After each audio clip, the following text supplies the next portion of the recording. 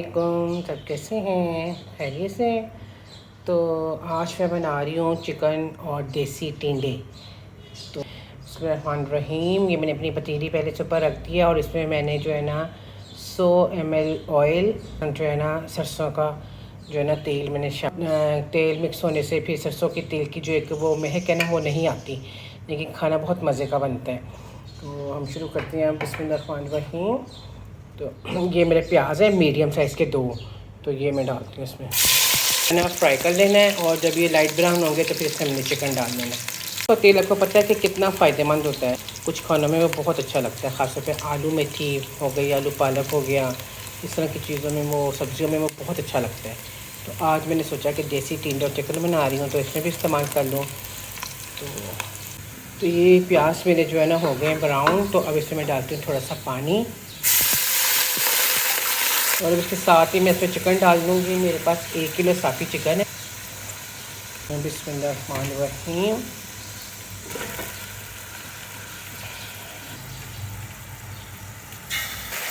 अब ये ब्राउन होगा तो इसके अंदर मैं अदरक लहसुन का पेस्ट डालूँ। अब यहाँ इसको भूनने के साथ साथ इसे मैं 1 चुटकी जो है ना इसमें ज़ीरा डालूँगी।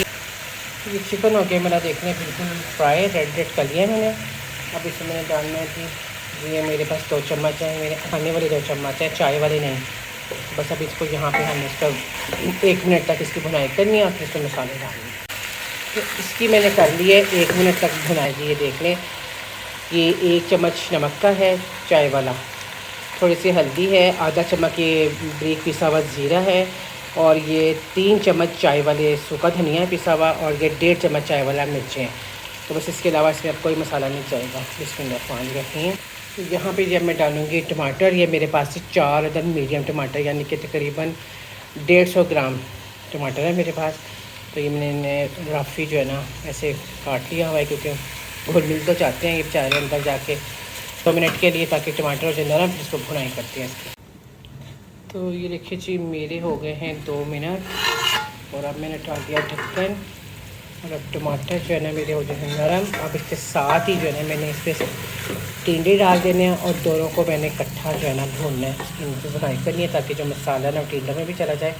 मैंने लिए थे 3 पाव देसी टिंडे, उनको छील के और धो के तो 4 टुकड़ों में जो है ना काट लिया है।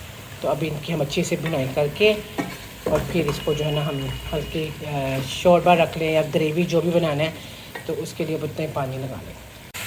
अब यहाँ पे भुनाई के साथ साथ ना मैंने इसके अंदर करनी है ये 4 अदद मेरे पास मोटी मिर्चें हैं, ये मैंने इसमें डाल देना था भूनने, और फिर मैंने इसमें पानी लगा देना। देखिए कि मैंने कितना अच्छा सा भून लिया है। भूनने का मकसद ये है कि ये जो ऑयल आपको नज़र आ रहा है ना, सिर्फ ऑयल होना चाहिए, इसमें पानी मसाला आपको बिल्कुल साथ जुड़ा हुआ नज़र आएगा।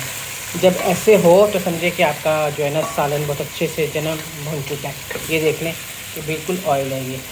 जब ऑयल छोड़ दे मसाला तो फिर आपका चीज़ जो है ना समझे भून चुकी है। अब इसमें मैं पानी डालूँगी, इसमें मैं तकरीबन जो है ना 1.5 किलो पानी डालूँगी। इसमें मैं पानी रखूँगी, तो ये देखिए मैंने इसमें डाल दिया पानी। अब इसमें मैं रख दूँगी ढक्कन और इसको कम से कम भी ना 10 से 15 मिनट तेज़ आंच पे पकाऊँगी, और उसके बाद जो है ना इसको मैं इसकी आंच थोड़ी स्लो कर दूँगी, क्योंकि तेज़ आंच पे पहले स्टार्ट में 10-15 मिनट पकाने से शोरबा जो है ना वो गाढ़ा बनता है, वरना थोड़ा पतला ही रह जाता है।